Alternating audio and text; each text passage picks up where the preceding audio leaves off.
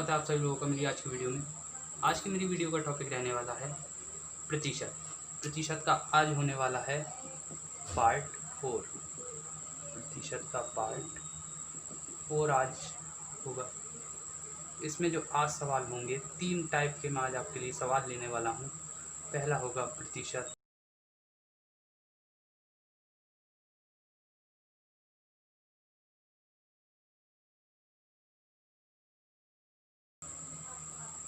एक होगा आपका प्रतिशत कमी पर और एक होगा दोनों पर। आज आपके पास इन 3 तरीके के सवाल आने वाले हैं दोनों पर। देखिए पहला सवाल किस तरीके से होगा। पहला सवाल मैं आपके लिए लेता हूँ प्रतिशत वृद्धि पर। ए की आय बी की आय से 10% अधिक है तो बी की आय ए की आय से कितने प्रतिशत कम है। ये आपका पहला सवाल। देखिए क्या दे रखा है कि आपको ए और बी दो लोग दे रखे हैं। आपको दिया है कि ए की आय बी की आय से 10% कम है। इससे कितनी है 10% कम। अब देखिए मैं ऐसे मान लेता हूँ इसकी आय थी 100। जिससे कम या जिससे अधिक होगी आप उसे 100 मान लेंगे। आपने 100 मान लिया, प्रतिशत में मानिए, आप बस इसे 100 मान लीजिए। 100 का ये अब ए की इससे कितने प्रतिशत कम है 10%। तो 100 का 10% निकालेंगे तो आपका 10 ही आएगा। अब इससे 10 कम है तो ए की कितनी आ जाएगी 90। अब ए की 90 आ जाएगी। आपसे पूछा है कि तो बी की आय ए की आय से कितने प्रतिशत अधिक है। तो देखिए कितनी अधिक है 10 अधिक है। कितने से अधिक है, क्या 100 से 10 ज़्यादा है? नहीं, 100 से 10 ज़्यादा नहीं है, 90 से 10 ज़्यादा है। 90 से 10 ज़्यादा है। और गुणा लगाएंगे आप 100, लेकिन आप गुणा नहीं लगाएंगे, एक जीरो से एक जीरो काट देंगे। 1/9 की फ्रैक्शन वैल्यू आपको याद होनी चाहिए 11 सही 1/9%। यही आपका क्या है आंसर। 11 सही 1/9% ज़्यादा है। अब देखिए आप इसे ऐसे ना लेकर आप डायरेक्ट इसे फ्रैक्शन वैल्यू से करेंगे। देखिए 10% कम है तो कितनी है 1/10। तो मतलब कि एक की जो है इन दोनों में से एक की कितनी होगी 10 और एक की एक कम होगी मतलब 9। अब कम किसकी है ए की। एक की कितनी है 9 और बी की कितनी होगी 10। तो इसकी इससे कितनी ज़्यादा है, एक ज़्यादा है। कितने से ज़्यादा है 9 से। फ्रैक्शन वैल्यू निकालो, परसेंटेज वैल्यू इसकी क्या सही 1/9। चलिए अगला सवाल हम लेते हैं प्रतिशत वृद्धि पर। अगला सवाल है आपका कि यदि x की लंबाई y की लंबाई से 25% अधिक है तो y की लंबाई x से कितने प्रतिशत कम है। देखिए दो लोग दे रखे हैं x और y। अब x की लंबाई y से 25% अधिक है। x की जो है वो 25% अधिक है। अब 25% की फ्रैक्शन वैल्यू 1/4। अब मतलब एक की तो 4 होगी और एक की 4 में एक ज़्यादा होगी, एक की मतलब 5 होगी। अब देखिए एक की 4 और एक की 5। अब x की y से 25% अधिक है। अधिक वाली किसकी है x की। तो x की कितनी होगी 5 और इसकी कितनी होगी 4।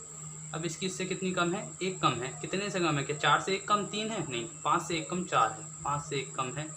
फ्रैक्शन वैल्यू आप देखते हैं कितने की है 20% की। तो आपका 20% ही क्या आ जाएगा इसका आंसर।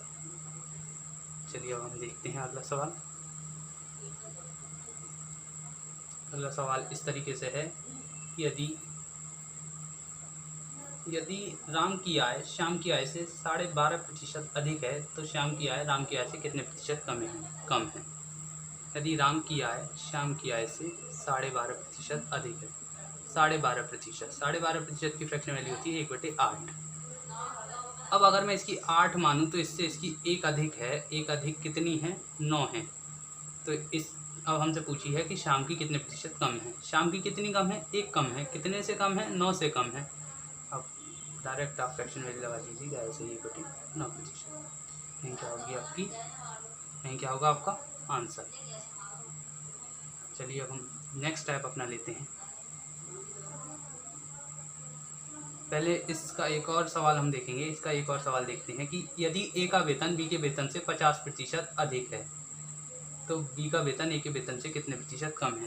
यदि ए का वेतन बी के वेतन से 50% अधिक है। 50% की फ्रैक्शन वैल्यू 1/2।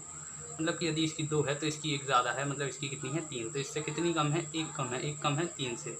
फ्रैक्शन वैल्यू लगा देंगे आप 13 से 1/3 प्रतिशत कितनी है इसकी कम।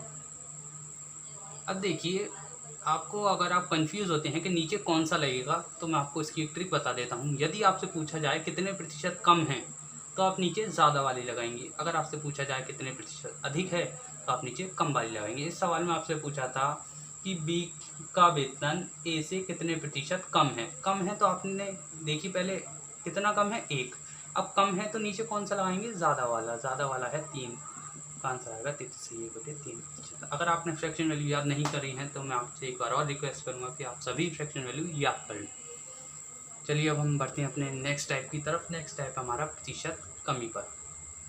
देखिए पहला सवाल इसका यही है कि यदि ए का वेतन बी के वेतन से 20% कम है, तो बी का वेतन ए के वेतन से कितने प्रतिशत अधिक होगा। यदि ए का वेतन बी के वेतन से 20% कम है, तो ए का वेतन बी के वेतन से कितने प्रतिशत ज़्यादा होगा। 20% का मतलब 1/5। मतलब कि बी का जो है वो है 5 और ए का 1 कम है। ए का 1 कम है तो मैं मतलब 1 का कितना है, 4।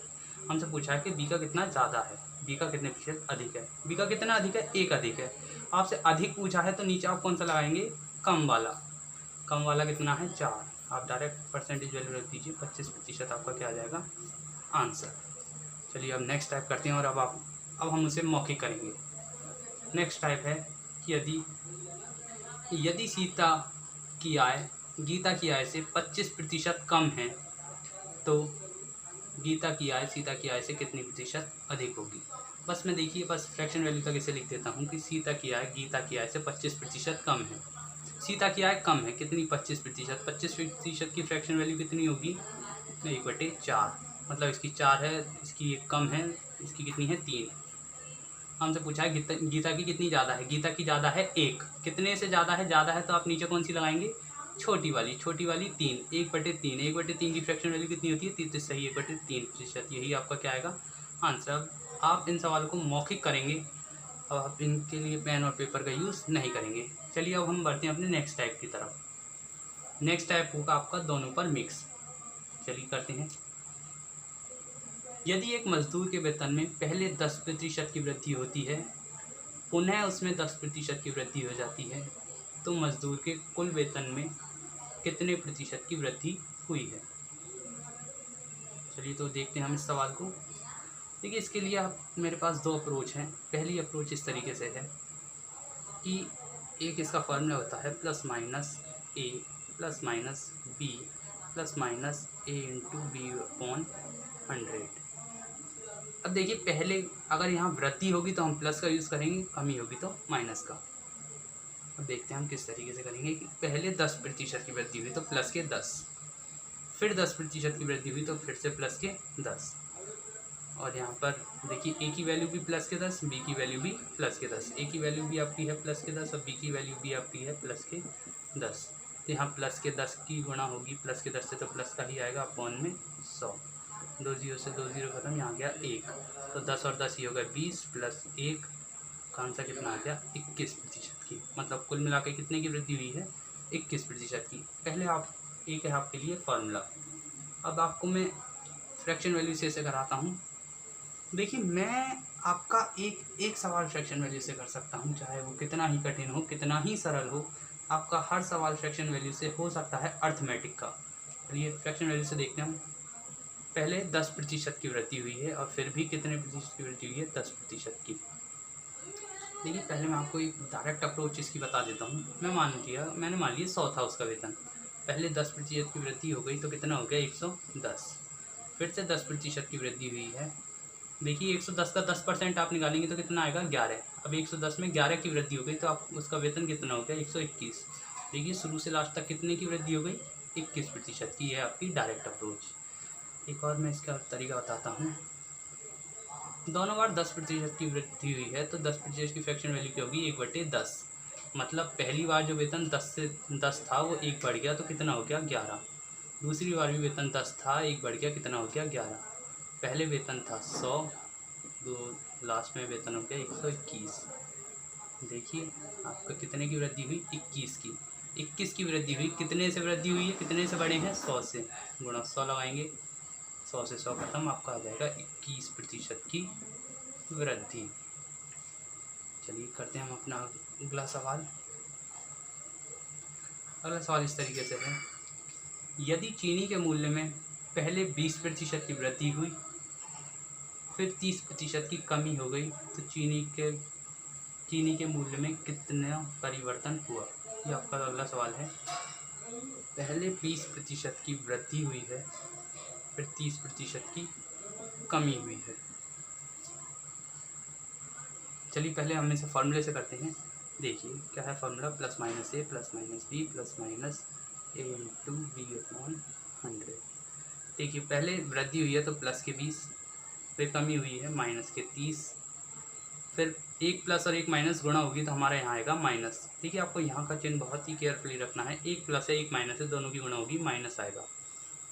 20 गुणा 30 बटे में 100, 2 0 से 2 0 खत्म, आपके आ गया प्लस का 20 माइनस का 30 माइनस का 6।